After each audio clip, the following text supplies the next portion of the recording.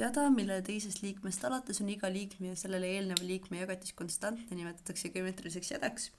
Ja mida see tähendab, on lihtsalt see, et jada, kui sul on mingi jada, siis kui sa tahad tema nii-öelda tegurit leida, siis see nüüd on selle teguri tähis. Siis mis sa teed, on see, et sa võtad esimese jada liikme ja jagad selle, või tähendab, ma teeks pigem niimoodi, et sa võtad teise jada liikme ja jagad selle esimesega. Ja sama hästi sa võid võtta näiteks kolmanda jada liikme ja jagada selle teisega.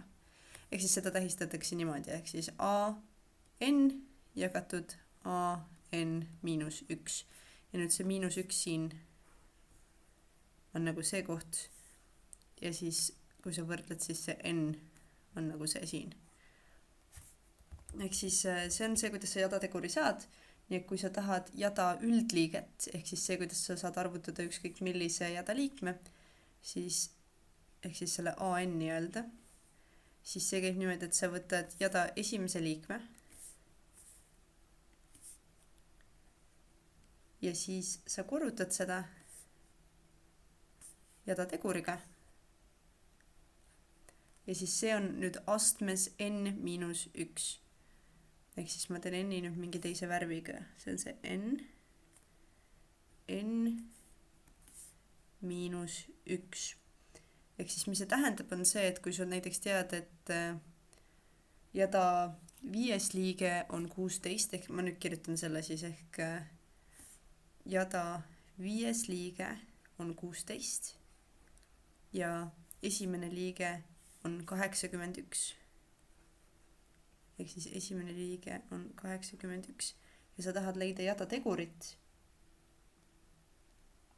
siis mis sa saad teha, on see, et sa kirjutad need ümber. Me teame nüüd seda valemit siin.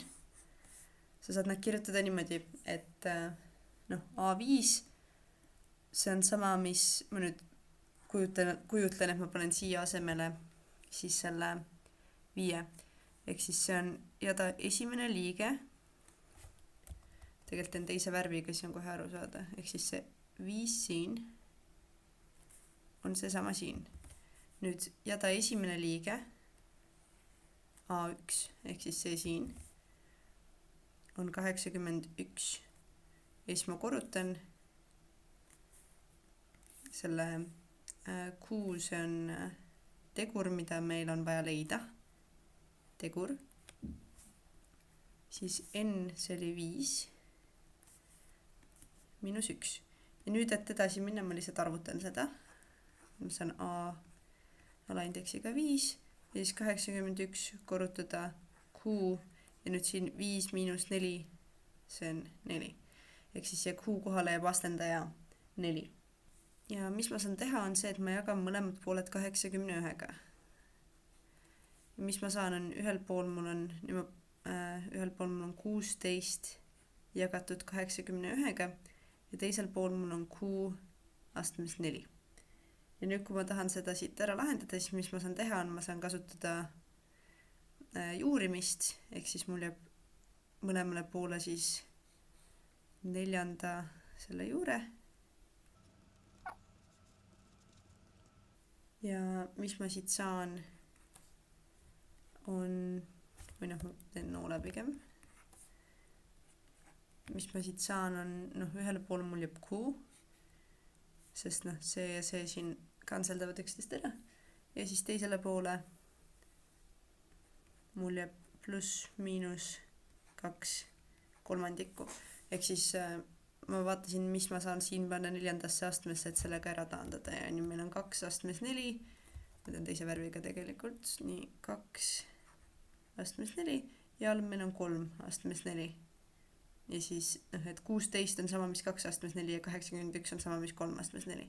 Ja seetõttu ma saan siit nüüd ära lõhkuda. Nii, pluss miinus 2/3. Ja see on see, kuidas sa seda tegurit saad leida. Nüüd, kui sul on teine ülesanne, kus koolera pisik jaotub iga poole tunni järel 8 pisikuks, kui palju on neid tekkinud tunni möödas, siis saad mõelda niimoodi. Et kõigepealt me teame, et meil on üks pisik, ehk siis see A1 ehk esimene liige, meil on üks pisik. Ma kirjutan kiiresti ka selle valemi siia. Nii, AN Hästi, iga poole tunni järel muutub 2 pisikuks. Kui palju on neid tekkinud 5 tunni möödudes? Okei, ehk siis me teame, et tunniga ta jaotub 2, see tähendab, et tegur on 2. Iga poole tunni järel 2 pisikuks. Ja alguses on 1 koolera pisik.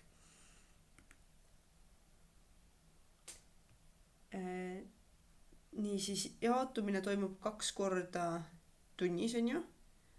Ehk siis A1 on pisikute arv vaatluse alguses, seega meil on vaja leida on ju A11 5 tunni möödudes, on ju.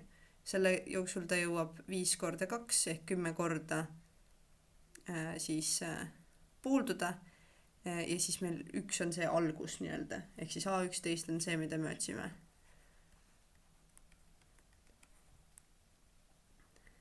Ehk siis mis me saame teha on, kui me mõtleme siis sellele üldliikme valemile, siis see A11 on see, mida me otsime. Ja nüüd me saame siia panna 1, korrutada 2, siis n see on 11 ja siis -1. Ja mis me siit saame, kõigepealt 1 korrutada 2 on 2, 11 miinus 1, see on 10, ehk siis 2 astmes 10. Ja 2 astmes 10 on 1024. Ja siis vastuseks saabki kirjutada, et 5 tunni möödudes meil on 1024 koolera pisikut. Ma tegin kanalile Discordi lingi leiate video kirjeldusest või YouTube'i kanali kirjeldusest.